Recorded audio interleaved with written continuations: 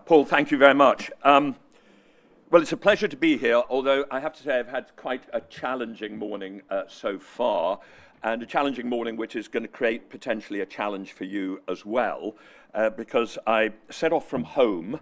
I got halfway here on a Lime bike, and I realized I'd forgot my laptop.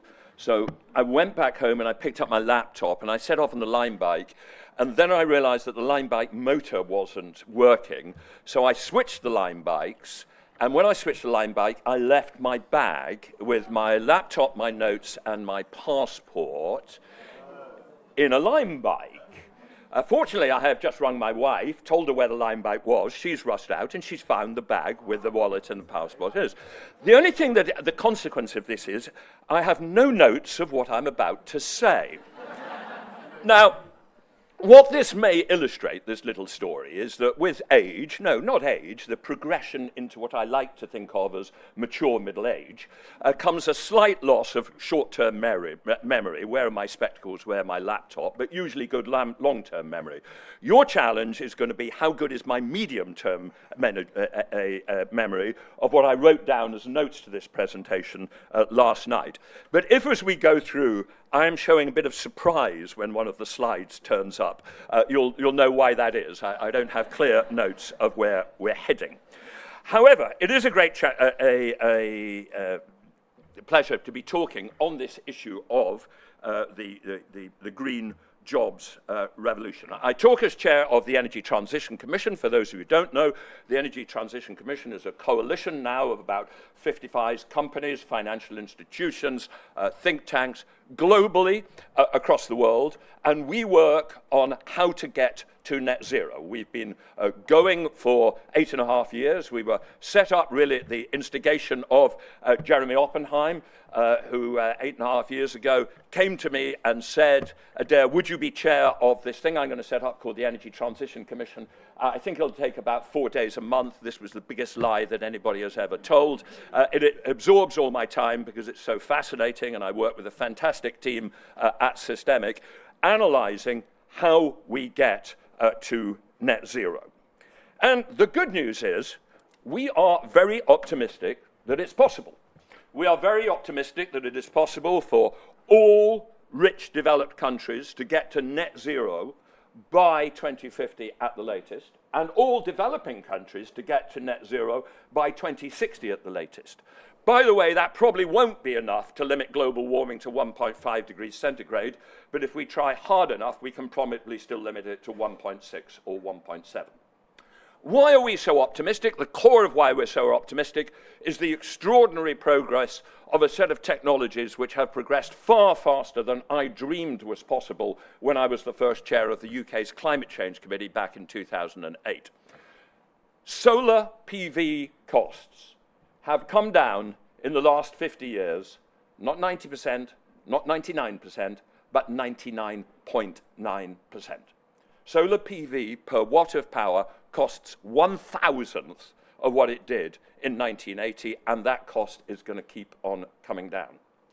The cost of batteries, both for EVs and for stationary storage, is down about 90% in the last 10 years, and it is continuing to fall, with some absolutely stunning news coming out of China about the pace of the cost reduction of LFP, lithium ferrous phosphate batteries. As a result, EVs, at least in China, but this means it will eventually happen in the rest of the world, are collapsing in price. This is the BYD Seagull. It sells in China for $9,800. $9,800, about 8,000 quid. It's not like a smart car. It's not a little two-door thing. It's a full car. It can go at 70 miles an hour if you want. It's got 4 doors. And in China now, EVs are cheaper on average than the equivalent ICE. So we're getting to the stage where we no longer have to say your EV is more expensive up front, but the good news is it will have a lower operating cost. We're getting to the stage where EVs are already in China and within 5 years across the world will be cheaper than internal combustion engines. As for heat pumps, which is illustrated down on the right-hand side there, heat pumps are a technology which we think is going to revolutionize the heating of buildings, but also medium temperature industrial heat. For those of you who don't know it, always sounds like magic, a heat pump. You put in 1 kilowatt hour of electricity and you get 3 or 4 kilowatt hours of heat into your home because you suck it out of the air outside in the inverse process to an air conditioner. Here you do have a higher upfront cost than a gas boiler, but potentially lower operating costs. So we spend a lot of our life at the ETC telling a very optimistic story about a set of transformative technologies, these ones, but also technologies in the area of the ability to make steel with hydrogen as the reduction agent rather than coking coal, the ability to run our ships on ammonia rather than heavy marine oil. We tell an optimistic story that this is possible and that the costs are absolutely manageable. The best estimate of what this will do in negative terms to conventionally measured living standards, GDP per capita in 2050, is well less than 1%. I sometimes tease my friend Nick Stern that when he produced the Stern report back in 2005, he said the cost of climate change by the second half of the 21st century might be somewhere between 1.5% to 2.5% of then GDP forgone. Nick, you totally overstated it. It'll probably be less than 0.5%. Indeed, it may be a positive effect even on conventionally measured GDP. All of which is very optimistic, but the trouble is, some guys don't get it. They just don't seem to agree with us. They don't believe it. This is a report about how in East Germany and the recent elections there, Alternative for Deutschland have managed to get a lot of votes by worrying people about the transition from residential boilers to heat pumps, or the phase-out of internal combustion engines. The one in the middle is huge tractors in the Netherlands successfully opposing the imposition of a fertilizer price to deal with the extraordinary problems of fertilizer runoff as well as the climate change effects of fertilizer in the incredibly energy-intensive and incredibly environmentally destructive Dutch dairy system. And one on the right is the famous Gilets Jaunes, who rioted in response to President Macron's imposition of higher gas and diesel duties and successfully got those reversed. So across the world, we have a lot of opportunity for people on the right, but Paul said also on the left. If you look at the Sarah Wagenknecht party in East Germany, emergence of a party which is left-wing in its sense of redistributive, but very Eurosceptic, rather pro-Putin, and against action for dealing with climate change and against immigration. A different, interesting pattern emerging on the left there, which overlaps with this point of view. So basically, we aren't winning this argument. We're tending to win this argument among ourselves, right? We all know that this technology is there. We know the costs will come down. We know we're heading to deal with the problem of climate change, but we are in danger that we're not winning the argument. And that raises the question of why, and what is this thing called a just transition? What are the distributional effects of getting to net zero? Are there costs which we have ignored, either on jobs or on individual income or cost, because we better recognize them and we better work out how to manage them, or we will get political opposition which will prevent us getting there. And so the Energy Transition Commission, for the first time next year, we're going to actually look in detail at this issue of the costs of transition, the jobs effect, the income effects, the cost effects, both within country, between individual income groups or occupational groups, and also internationally. And so I don't have the answer to present you today. You'll have to invite me back in a year's time in order to do that. But I do want to put forward today some of the things that we're beginning to think about, and I've been beginning to think about in this issue about a just transition, and perhaps also be a little bit provocative about whether we're focusing on the right things, whether indeed there is going to be a green jobs revolution. And I did warn Paul in advance, you've asked me to be open speaker on something about this glorious green jobs revolution. Am I allowed to say hang on a minute, are we absolutely sure that we're focusing on the most important issues? Finally, in introduction, let me say one thing.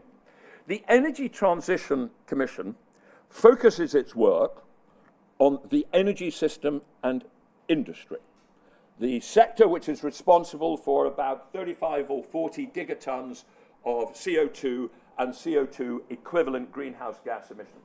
We have not focused in the past on the agricultural sector, and we have not focused on mitigation.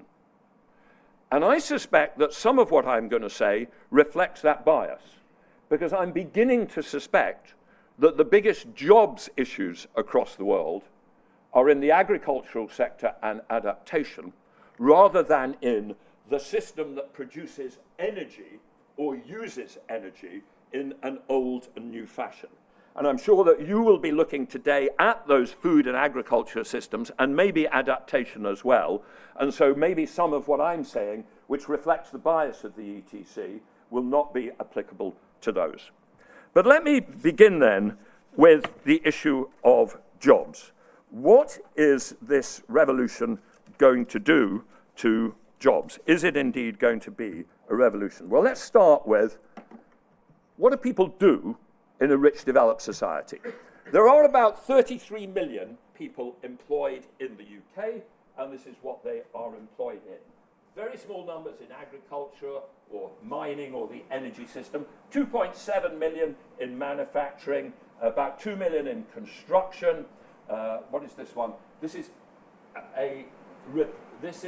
wholesaling, repair, including repair of motor vehicles, transport and storage, accommodation and food services, a whole set of things which are to do with finance, real estate, etc., and then really big ones, public administration, health and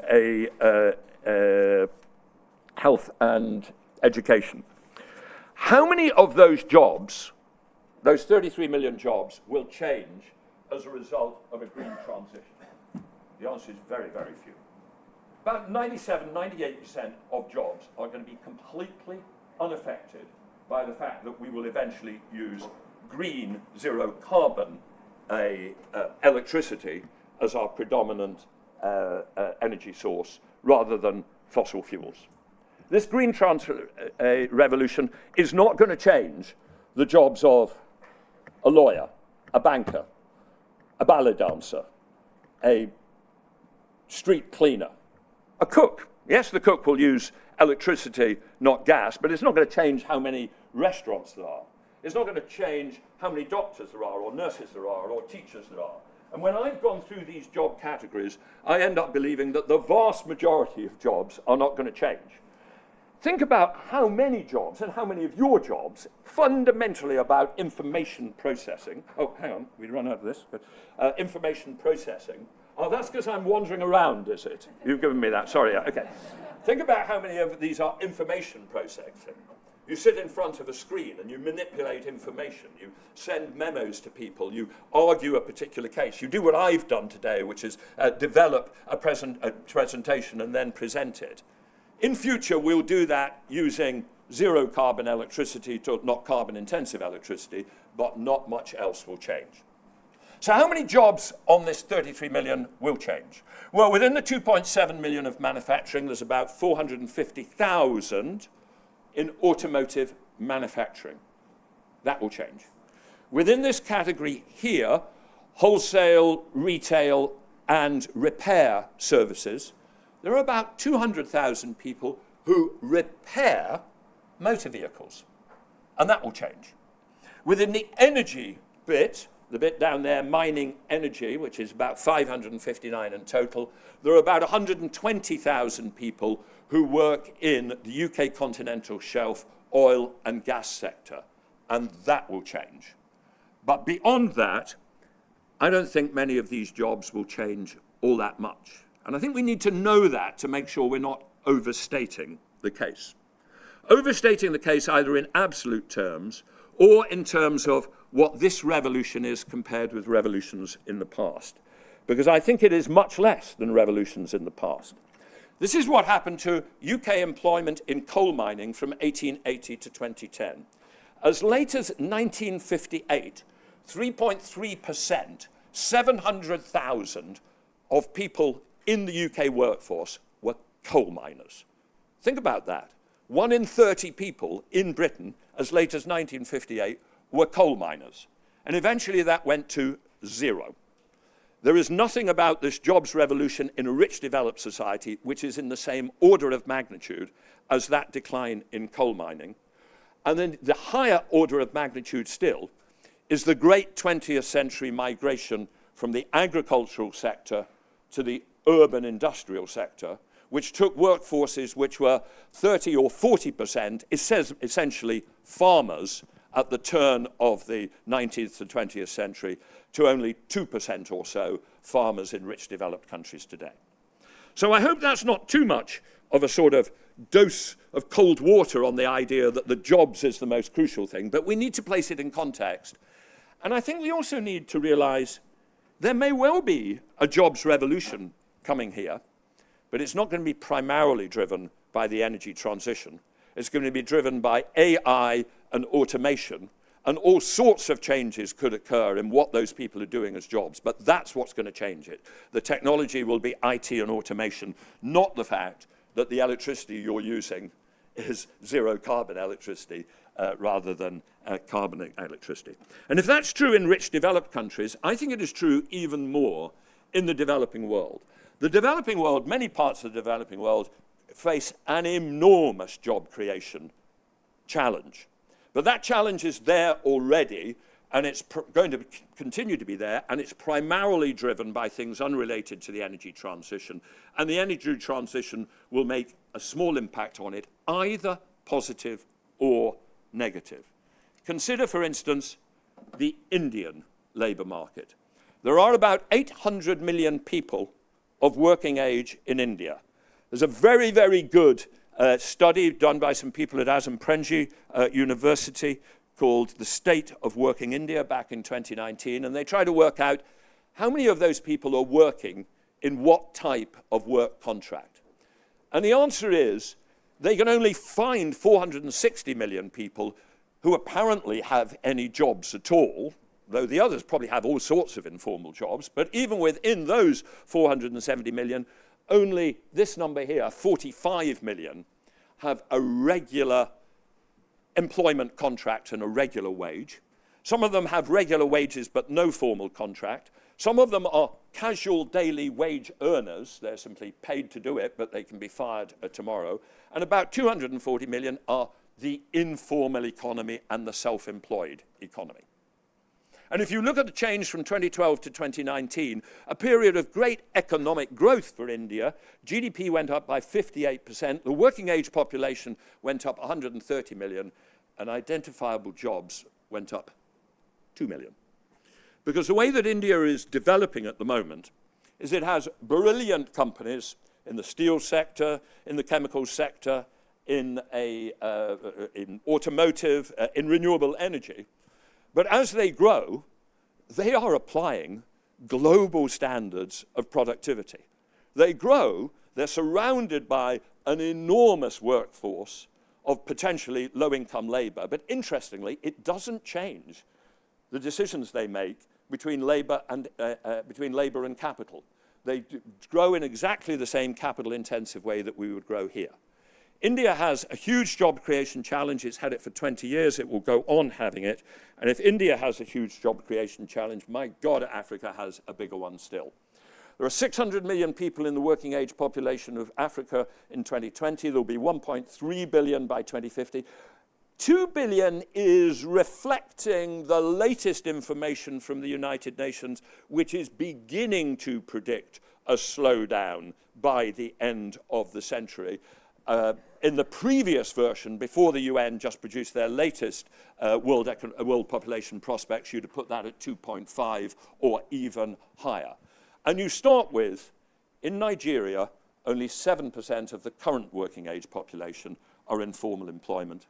In Kenya, only 17%. And even in South Africa, which is in a sense the most advanced economy south of the Sahara, only 46%. These countries face an enormous, enormous challenge in creating enough jobs to deal with the demographic expansion, and they do that quite independently of what will happen in the energy transition.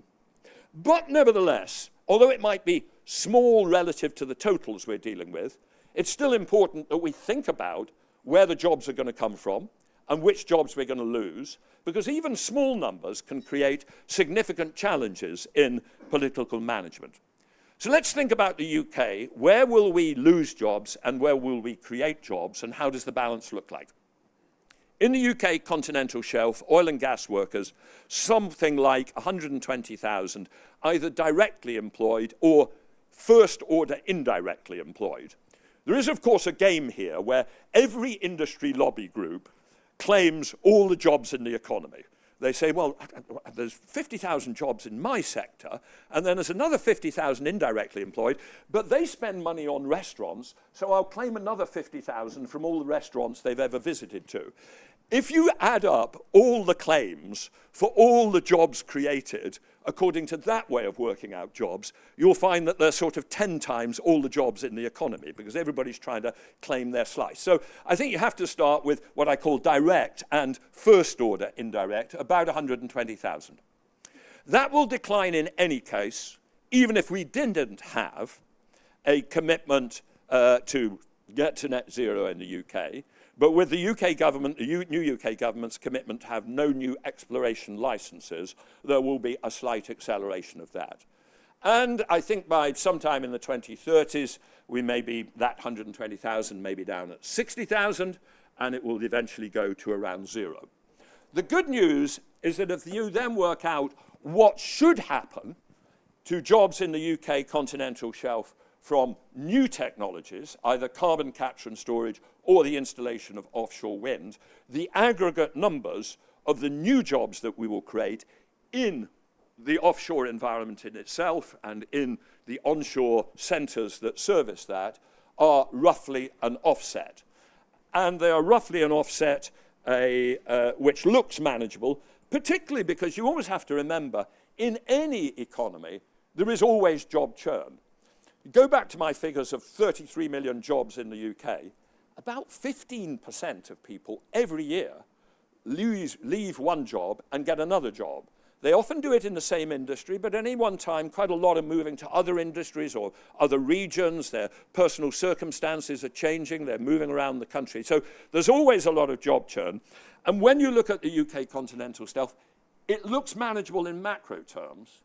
And all the problems really, though I'll come back to other problem later, they end up as particular regional concentrations, like the Grangemouth refinery, which has just announced that it will close. The total number of jobs which will go at Grangemouth are in the hundreds, not thousands. So in terms of the churn of a labour market, that sounds manageable, but it's still on the front pages, at least of the business news, that those jobs will be lost. What we're dealing with here is not an aggregate problem. In aggregate terms, the numbers look fine. We are dealing with problems of specific regional concentration effects. Similarly, let's think about prospects in the global and the UK automotive industry. In manufacturing terms, the ILO, International Labour Organization, says there are about 14 million jobs, direct jobs, in automotive manufacturing across the world.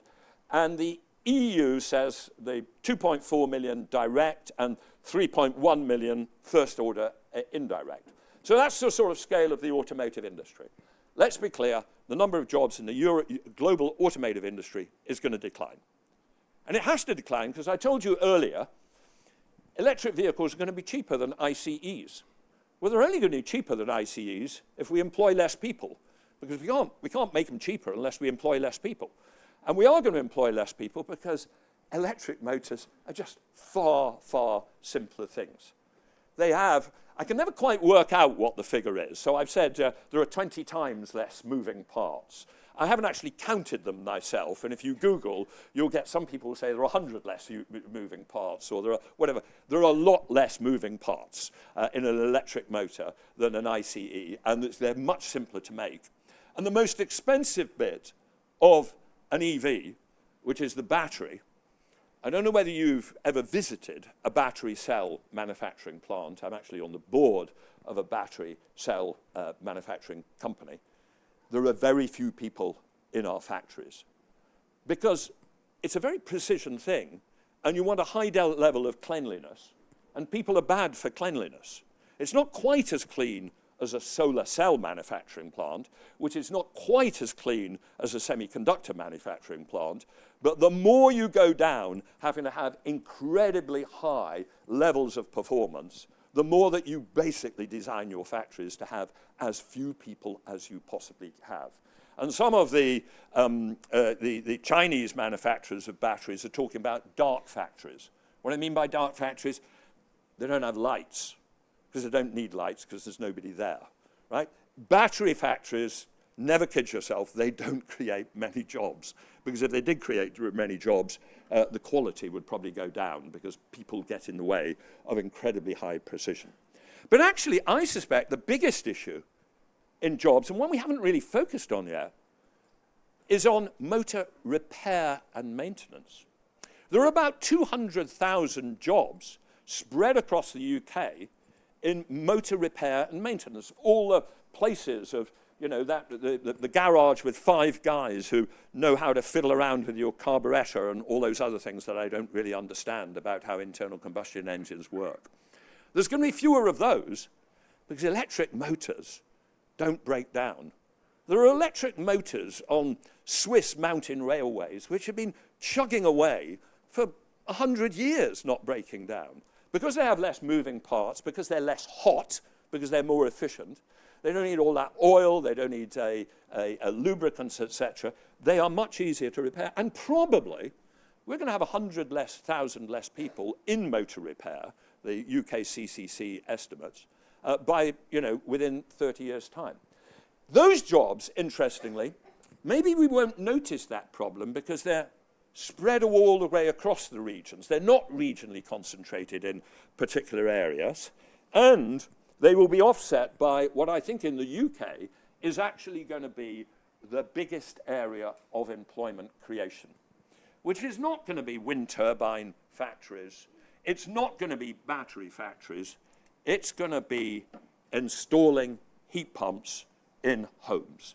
So these are figures from the Climate Change Committee of how many people we need if we are to take 25 million homes, remove their gas boilers, and put in heat pumps with new radiators, with new insulation, etc.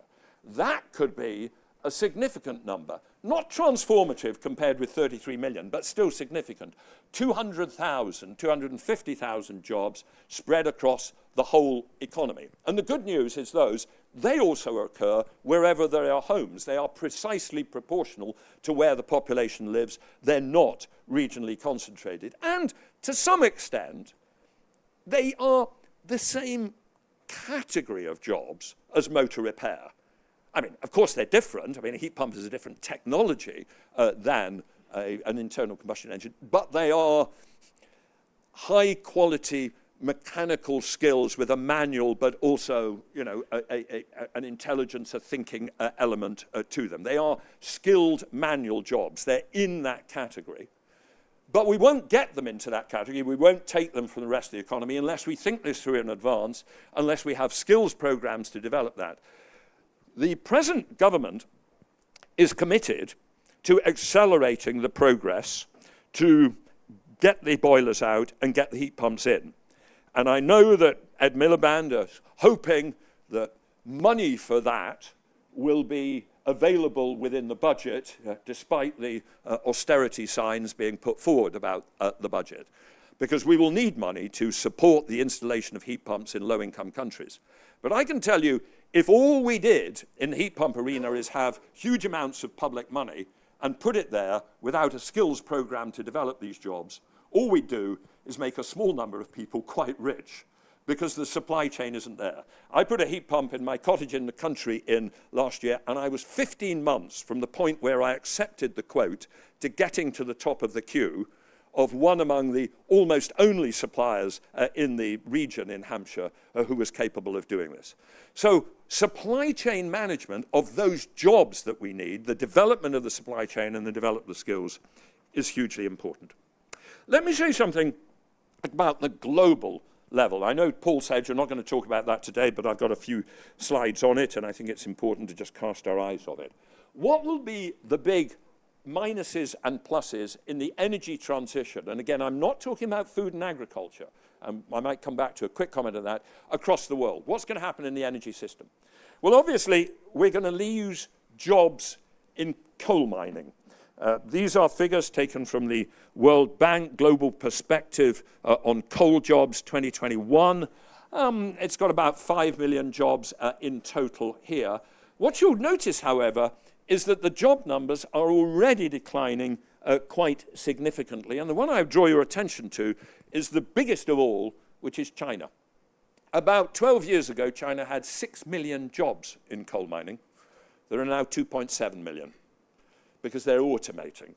Because China, unlike India, has quite a tight labor market, and it's going to get tighter because they've got a falling population.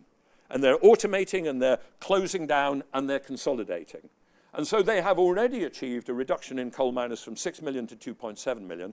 And I suspect within 15 years that would be below 1 million, even if China said, I don't care about the energy transition, and I'm going to keep burning coal forever. Because in an automated fashion, you just don't need 2.7 million people to use all the coal they want. Broadly speaking, there will be regional specific challenges on coal mining. If you have 50,000 jobs less in South Africa, that's quite a challenge for South Africa. In India, the challenge is the concentration of the coal mining industry in places like Bihar and next door, Jharkhand, I forget the phrase, begins with a J right next to Bihar. But overall, this decline in the number of coal miners in the world, compared with a global working age population of about 2 billion and heading to 3 billion, the fact that this is declined by a couple of million is not huge. And of course, it will be offset by jobs in renewable energy installation. I talked earlier about good news about what's going to happen on the technologies. And there are two of those technologies which I think truly should be described as a revolution. And I think The Economist had it right. You may have noticed it had this front cover on the day of the summer solstice in June, and it said the dawn of a solar age. There are two things going on which are going to be transformational for much of the world. The cost of solar PV is collapsing, and the cost of batteries is collapsing. And across much of the world, the core of the future energy system is going to be solar plus batteries, and it's going to be very cheap, and it's going to provide 24/7 electricity cheaper than fossil fuels can possibly provide it. And it is wonderful news for the world, and wonderful news, for instance, for continents like Africa, which are drenched in sunshine. It will create jobs, but our best shot at the ETC is that the jobs growth might get to 21 million by 2040 to 45, and then, of course, begin to decline because, we'll install a whole load of solar panels. We will get to some sort of maturity where we've got all the solar panels we need. There'll be some in manufacturing, but again, visit, as I have, a solar cell manufacturing plant like Longji Solar's in Xi'an in China, and you won't see many people there. You can produce an extraordinary number of solar panels with very few people. Most of it will be installation and maintenance. This is what would happen, a little bit higher, up to 25 million, if there wasn't productivity improvement in installation, but we're increasingly seeing all sorts of semi-automated installation processes as well. Irina thinks that it could get to 26 million by 2050. We're a little bit less, around 20 million. The big numbers of jobs are in solar rather than onshore wind or offshore wind. That's very useful, but it's absolutely not transformative. And I return to the fundamental point. It's not transformative because it can't be if we claim that this is really cheap. The beauty of solar PV is that this is going to transform the energy system of the world while employing very few people. right? We are already creating solar PV manufacturing plants which are incredibly highly automated and churn out solar panels incredibly efficiently, and it's going to get more. We put it into one of the most extraordinarily efficient systems that people have ever produced, which is called the Global Container Shipping Fleet System. We often don't think enough about what that is. And it's an extraordinary creation. You create this standardized unit like a Lego block. You put it into that, and they move around the great ports of the world, you know, Singapore, Dubai, etc., in an incredibly automated fashion. And the container ends up somewhere in Africa, and you take it out, and then you install the solar PV panels. But solar PV, at least at the residential level, it's almost DIY now. It's like going to the supermarket, picking up the panel, and as long as you've got a friend who's a reasonably competent electrician, they'll put it on your roof and they'll wire it up. This is not a complicated thing. And the reason why it's cheap and wonderful for humanity is that it's not a complicated thing. But the very fact that it's not a complicated thing means that it just can't create all that many jobs. In a sense, Karl Marx was right. All value ultimately derives from labor, either present or past and accumulated in capital. Capital is accumulated labor from past. Or it derives from rent, economic rent, the return on natural resources which exist rather than created, whether they be land with sunshine falling on it or fossil fuels. Apart from economic rent, costs and prices ultimately reflect the quantity and cost of labor. And if a zero carbon economy is lower cost than a fossil fuel economy, it must have some combination of less economic rent, and it may, because there'll be less economic rent going to the owners of fossil fuels, or less jobs, or less highly paid jobs. And I think we have to be very, very careful as devotees of this green revolution of telling people simultaneously that will be lower costs and more jobs, because some of the people we tell are going to be smart enough to say, well, how does the maths of that work up? How can it be lower cost if it is also more jobs? Now, notice, however, it could be less jobs or less highly paid jobs. And one of the reasons why relatively small number of job changes produces a political reaction is that jobs are paid different amounts of money. And one of the reasons why unions in the UK are worried about the UK continental shelf shift is that although the number of jobs looks pretty reassuring, jobs in oil and gas, on average across Europe, these are just publicly available European figures, typically pay less than jobs in renewable energy. It's quite interesting to work that out. Is it because, in a sense, they are less skilled? Or is it, in a sense, because what you often get when you have a large amount of economic rent out there, quite a lot of that accrues to the capital owners, but some of it also accrues to labor. Wherever you have significant natural resources, not all of the economic rent goes to the people who own the capital. Labor tends to participate to some degree. But as you can see, you know, the typical jobs, trying to line them up as best as possible, have tended to be about 10 to 15% less in the new energy system, job for job on a like-for-like basis, than in the system of the oil and gas sector. We need to think how to manage that, but we need to know that that will produce some resistance. In Germany, a lot of the resistance is that automotive jobs are the absolute center of the German trade union movement. And the German trade union movement has very effectively managed to make sure over the years that more of the value added accrues to labor rather than capital than might have occurred without a strong trade union movement. So of course they are going to resist a job loss to EVs, even if they're going to be paid the same in the automotive industry, and they're certainly going to oppose a job loss where you say, well, it's okay, automotive is running down, but go off and install some solar panels at a low rate of pay. A lot of the challenges are about income rather than quantity of jobs. Or they are about, and by the way, that's interesting because if you go back to this, which I showed earlier, none of these great popular riots and reactions, none of them are actually about jobs, right? That's not what these guys have got out in the streets. This is about, you know, you're going to take away from me my internal combustion engine. You're going to take away from me my gas boiler. It's not about the jobs involved, it's about the cost to the individual household.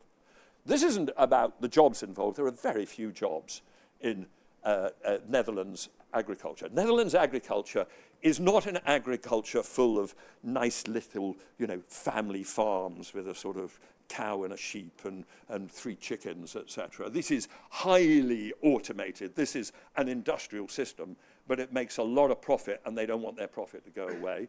And the Gilets jaunes, it wasn't about jobs. It was about, you have gone and imposed on me diesel and petrol prices, and you've told me it's okay because you can get on your bike, you can use public transport, and that's okay for you guys in Paris, but out here in rural France, this is a real cost to my budget. There are a whole series of really important income and cost distribution effects that we have to manage, even where there aren't job effects. Within countries, alternatives to cars are very different between rural and urban dwellers. There's going to be a big impact, which we haven't yet realized, on the impact of electric vehicles between whether you have off-street parking or whether you don't. About 2/3 of British people have off-street parking. When they charge their electric vehicle, they will pay residential rates of electricity, let's say 15 pence a kilowatt hour, 20 pence a kilowatt hour. If they don't have off-street parking, they'll be using a public charging point at 40 or 50 pence per kilowatt hour. The economics of, I buy this EV and then I get cheaper running costs, it's going to work for 2/3 of the UK, but it isn't going to work for the rest. So we better be prepared for the rest, rather objecting to it and feeling that they've been sold a pup if you tell them they're going to be better off and they're not. Heat pumps, huge problem of differences in the cost of capital. Here there will be an extra upfront capital cost. Let's say it's 10,000 quid to put in a heat pump to insulate your house. If your cost of capital is, say, 4%, because you already have £10,000 sitting in a bank account and the bank account is paying 4%, the economics of I invest up front and I save operating cost is going to look like a good project. If you're a low-income person and your marginal cost of capital is 25% because you borrow on a credit card, that economics is not going to work.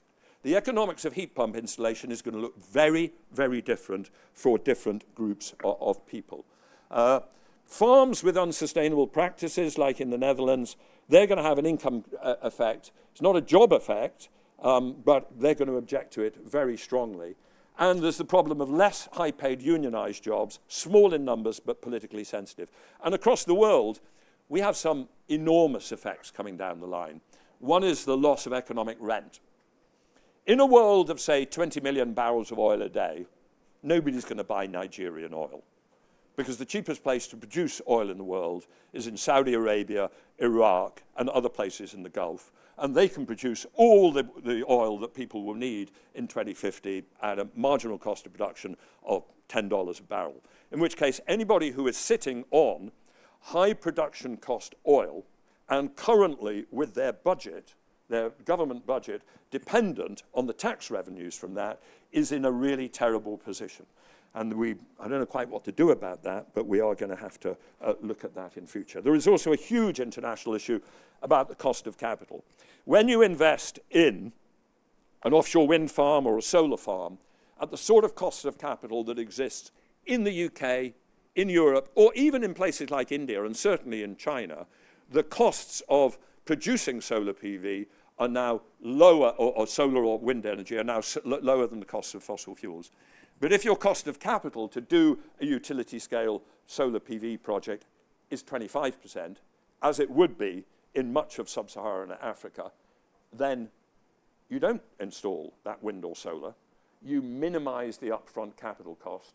You buy a gas turbine or a diesel genset.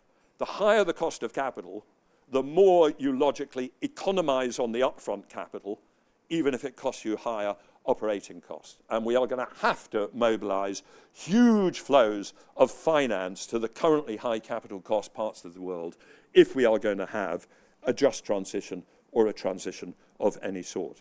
And a lot of the arguments, just to make one final point on this about economic rents, if you look at the arguments that, for instance, former President Macky Sall of Senegal is making about he must be allowed to develop gas in Senegal, and it's wrong for the West to be saying no new gas, they're fundamentally arguments about you guys enjoyed the economic rent from gas production in the past, and in so doing produced this problem of climate change. We, before we get to the end of this fossil fuel age, we want a share of that fossil fuel rent revenue. It's that rather than jobs. Let me end and try and sum up. What am I saying? Don't overstate the jobs effect, either negative or positive, but respond to specific highly concentrated effects, even if the total numbers are small. Develop the new energy system fast to maximize the job creation where possible, with policies to support supply chain and skills development in the areas where we know that there is significant jobs potential, in the offshore industry, and crucially, don't lose sight of it, in all that home installation and insulation effects. Anticipate and respond to specific income distribution effects. Be politically sensitive whenever you apply carbon pricing on consumer goods. On steel sector, get on and apply carbon prices as soon as possible. They will initially increase the cost of producing a ton of steel by 25 or 30%, but the impact of that on the cost of a car made with green steel is less than 1%. So just get on with it. But if you think you're going to solve the problems of heat pumps by putting carbon price on domestic gas to force people away from gas to electricity, well, just look at the story of the Gilets jaunes before you do that. You just have to be sensitive wherever you are hitting consumer costs. And you will have to have focused subsidies for lower income families, and we do need to realize the importance of cost of capital differences, both within countries, lower income households, and global finance flows. One final point. Just go a bit to this chart. It's an interesting one to think about.